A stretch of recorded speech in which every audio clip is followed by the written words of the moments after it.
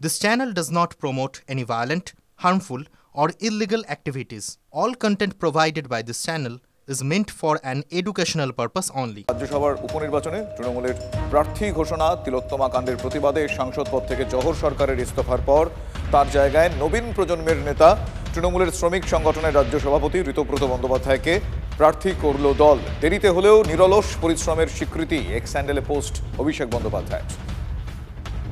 আপনাদের আরও একবার জানিয়ে রাখি, রাজ্যসভায় উপনির্বাচনে তৃণমূলের প্রার্থী ঘোষণা। তিলোত্তমা কাণ্ডের প্রতিবাদ করে সাংসদ পদ থেকে জহর সরকার ইস্তফা দেন। তারপর তার জায়গায় নবীন প্রজন্মের নেতা তৃণমূলের শ্রমিক সংগঠনের আইএনটিটিইউসির রাজ্য সভাপতি ঋতব্রত বন্দ্যোপাধ্যায়কে প্রার্থী করল দল। দেরিতে হলেও নিরলস পরিশ্রমের স্বীকৃতি এক্স হ্যান্ডেলে পোস্ট করেছেন অভিষেক বন্দ্যোপাধ্যায়। এই মুহূর্তে অত্যন্ত গুরুত্বপূর্ণ এই আপডেট। নিরলস পরিশ্রমের স্বীকৃতি হিসেবে দল তাকে টিকিট দিচ্ছে। ঋতব্রত বন্দ্যোপাধ্যায়ের সঙ্গে আমরা কথা বলেছিলাম, তিনি কি বলেছেন একবার শোনাবো আপনাদের। আমাদের দলনেত্রী জননেত্রী মমতা বন্দ্যোপাধ্যায়ের কাছে কৃতজ্ঞ।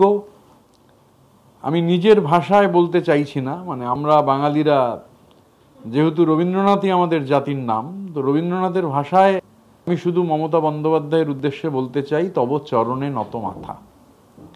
উনি যে সুযোগ আমাকে করে দিয়েছেন, আমি নিশ্চিতভাবে সেই সুযোগের সম্পূর্ণ সদ্ব্যবহার করার চেষ্টা করব।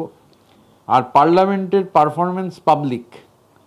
আমি 2014 থেকে 2020 যে পার্লামেন্টে ছিলাম, আমার নাম লিখে নামের পাশে স্পেস দিয়ে পিআরএস লিখলে আমার গোটা পারফরমেন্সটা ফুটে উঠবে। শুধু আমার নয়, তথাকথিত তাবড় অনেক সোকল বামপন্থী এমপিদেরও সেই পারফরমেন্স ফুটে উঠবে। পার্লামেন্টের অভ্যন্তরে কাজ করার চেষ্টা করেছি, তৃণমূল আমায় আবার সুযোগ দিয়েছে। আমি তৃণমূল কংগ্রেসের শ্রমিক সংগঠনের কর্মী হিসেবে যে কাজ পার্টি আমায় দিয়েছে তা মন দিয়ে করবার চেষ্টা করেছি। আমি জননেত্রী মমতা বন্দ্যোপাধ্যায়কে আবারও বলছি যে অকুণ্ঠ ধন্যবাদ জানাই। তিনি আমাকে যে সুযোগ করে দিয়েছেন আবার পার্লামেন্টে কাজ করবার, তার জন্যে মানে কৃতজ্ঞতার কোনো ভাষাই যথেষ্ট নয়।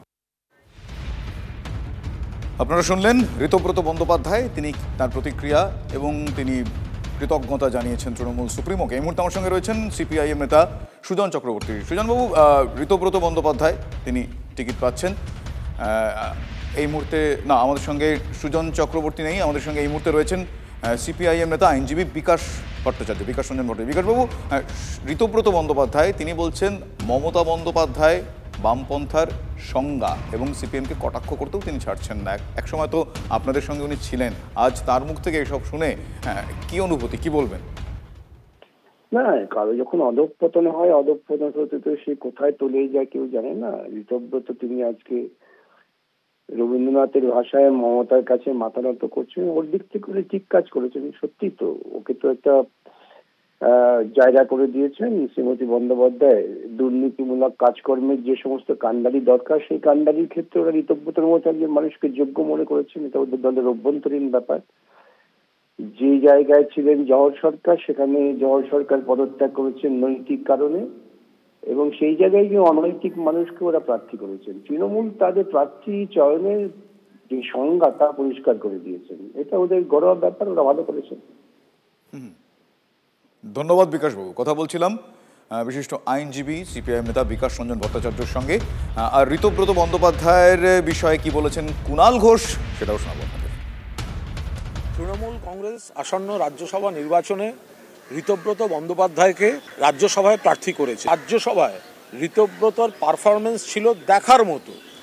একটি আদর্শ মডেল এমপিও যোগ্যতম প্রার্থী হিসেবে মাননীয়া মমতা বন্দ্যোপাধ্যায় ঋতব্রত বন্দ্যোপাধ্যায়ের নাম চূড়ান্ত করেছেন।